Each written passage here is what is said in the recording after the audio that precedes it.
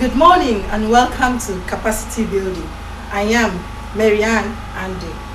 Today we'll take a look at cake making.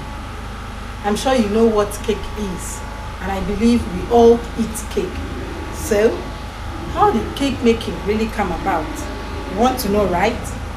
Then come with me to memory lane. Let's find out.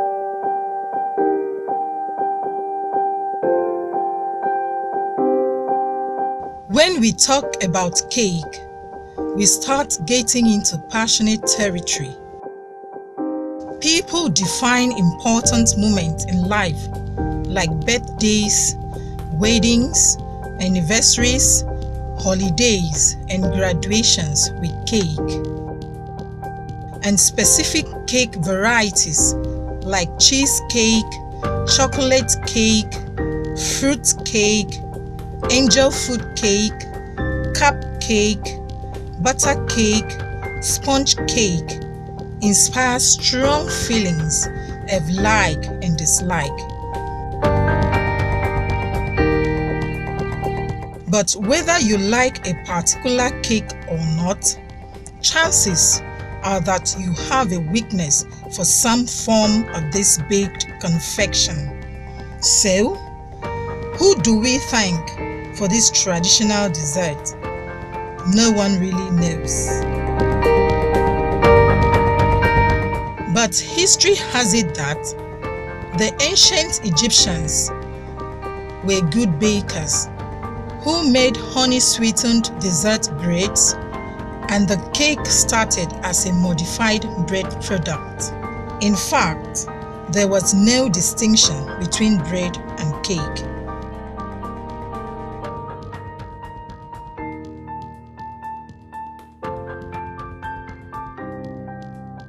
For quite a while, although fancy sweetbreads were made with variety of grains and added ingredients like dried fruits, seeds, and wine, and were specifically saved as sweet treats. These early cakes were flat and dense, a baked dessert that was very different from what are associated with the tame cake today.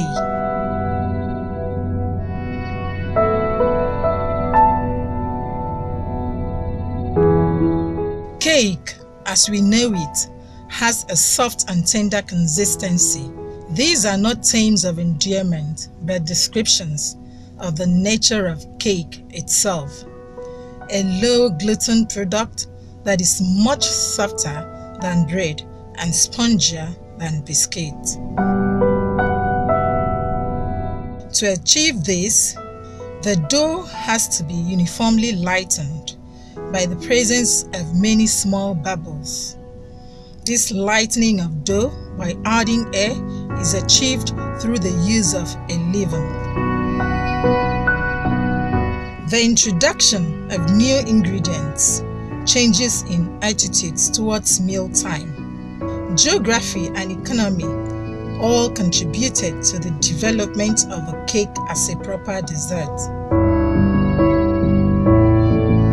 Although baking a cake often marks an important event, there is no defining of event in a history this old. If you are a lover of cake, you are probably much more concerned with filling and frosting than history. So, grab a cup of tea or some drink, cut a big slice, and enjoy yourself.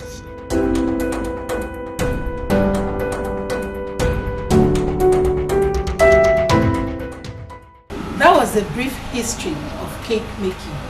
Nice one, you agree with me. I hope you found it interesting and very educative. Right now, we have Mrs. Glory Emmanuel here, who finds cake making very interesting and rewarding. And she's going to give us tips on how to make cake to earn a living, and also the procedures of making cake. Let's meet her. Glory, you're welcome to Capacity Building. Thank you for having me. Okay. Okay, I understand you're a graduate and you studied French. Yes. So how did you delve into this craft of cake making? What propelled you into cake making? Thank you. Cake making is a very nice business. I have always wanted to make people's occasions beautiful and memorable. I actually started with cooking. Okay. But after that, I really fell in love with the art of cake making, because cooking, you need to have a lot of hands to help you deliver the job nicely. But with cake, no matter the cakes I have to make, I can actually do that alone. Okay. And yes, so I find it fulfilling to create beautiful cakes. And with sugar we use in cake, you can actually create anything. So that is what helped me, and that is what encouraged me and gave me the joy to get into the craft of cake making. And I tell you, cake making is rewarding. It's actually rewarding. Yes, financially. That's nice. Thank you. So how long did it take you to learn? I believe you learned. You were trained on cake making. How long did it take you to learn? Okay, actually, when I started, I took 4 months to learn from scratch. Just 4 months. 4 months. But I want to let us know that I keep learning. Learning is a process.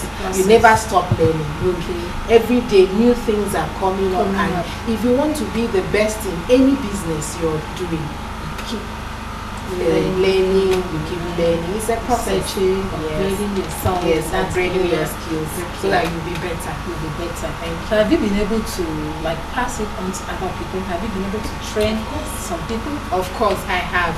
I have people coming from time to time to train with me, and the joy is seeing them also doing well in the business. They're actually doing well. Yes. Now, one beautiful thing about cake making is that you can do it even if you're working. You can still do it in your spare time. Yes. And you sell it. You understand? I know that different types of cakes. Yes. Can you tell us? We have the sponge cake. And we have the popular vanilla cake, we have the chocolate cake and red velvet and coconut cakes. There are so many types of cakes. Varieties. Yes, we also have the fruit cake. Okay. That one is actually used when we are people are doing their weddings. We really do that for them because it doesn't spoil easily like the vanilla cake. I was thinking because it signifies fruitfulness. Okay, you can say that. You can say that. Okay, but the fruit cake is, it has a lot of ingredients you put in there that will make the cake to stay for a long while, but you still have to preserve it. So we actually use the fruit cake for weddings. Okay. Now let's not talk much, Glory. They're really going to show us the procedures of how to make cake. Okay. So thank you. Let's join Glory. We are about to bake a vanilla cake. Okay. So this vanilla cake is okay for your birthdays, even for weddings. I've had a lot of people who don't really love chocolate cake. They tell you they want plain vanilla cake. Okay. So this is the butter. I've already measured it, and this is my scale. Some measurements require the cup and your measuring spoon. So this is the spoon. This is the spoon. Okay. So you need to get all of them on place. So whatever measurements you need, you have what to use them for. Okay. So I have the butter already measured 1 kg for my butter. Okay. And this is my baking bowl. Okay. This is my bowl. So I'm going to turn it inside. Right. Sugar. This is 500 grams of sugar already measured. So after I've done that, I'm going to take this to the machine for it to cream. And it has to cream the sugar and the butter until it is fluffy. Okay, this is my 18 pieces. That is 1 kg. Okay, if you measure it, it gives you about 18 pieces depending on the size of the egg. Okay. Yes. If you have bigger eggs, it could be 16. Okay. All right. So I also have here my flour, 1 kg of flour. Okay. I have already sieved it, and I have added 1 tablespoon of baking powder. Okay.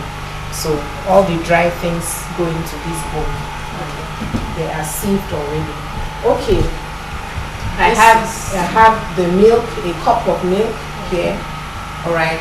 You know, this is going to be a graduation cake I'm making for my son. Okay. He's graduating from the nursery into the primary. Okay. So I just want to celebrate him. So that's why I decided to add the milk. So this is my milk, and I have a teaspoon of vanilla oil.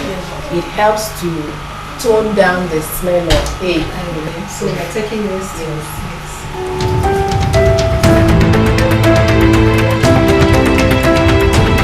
Okay, I hope you're learning a lot here. Now we have Idara here. Idara Ekpo. Yes, ma'am. Okay, you're welcome to Capacity Building. Thank you. Idara is one of Glory's trainees. She's working at the moment, but she still came to learn how to make cake to add to her income. Idara, how long did it take you to learn how to make cake? Okay, it took about 2 months. 2 months to independently learn and do it on your own. And I think apart from... Just 2 months? Just 2 months. Okay. Apart from learning, I think it's more of passion. Okay, you have must have for passion for what you are doing in order to be able to do it well. Okay. So you now know how to make cake on your own. Yes, ma'am. And you earn a living, you add to your income. Yes. That's interesting.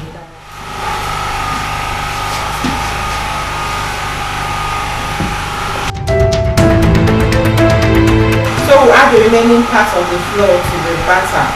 Alright. After like a minute, you don't let it turn for too long to be able to obtain a good texture of the cake. Okay. Add the remaining part.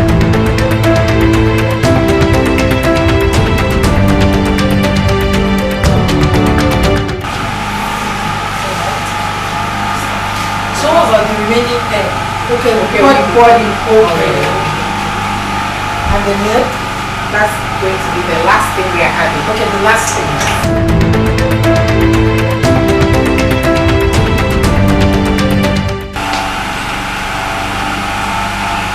The batter for our vanilla cake is ready.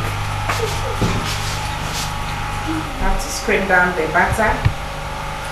You can see I'm not using my hand.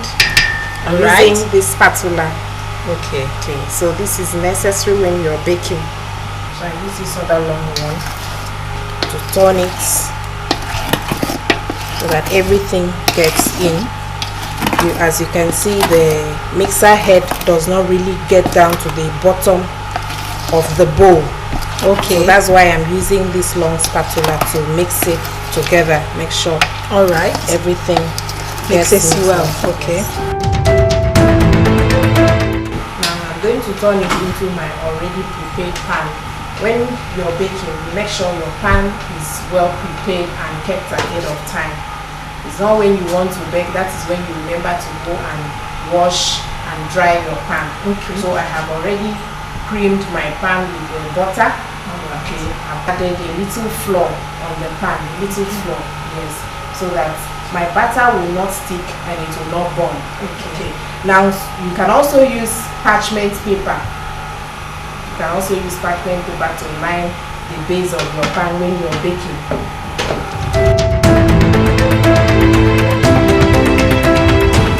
You're not turning everything.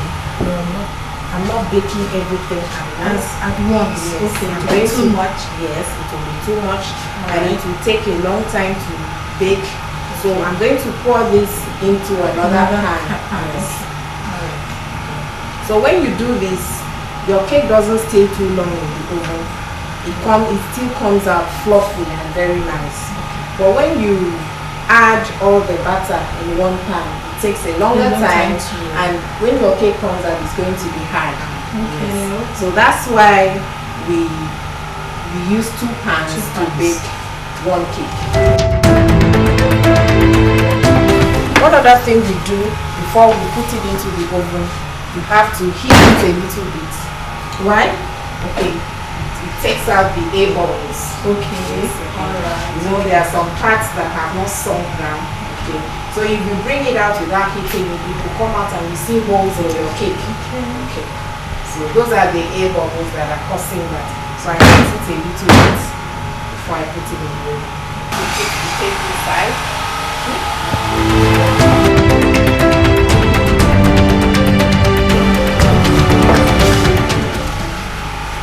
Wow. That's the cake.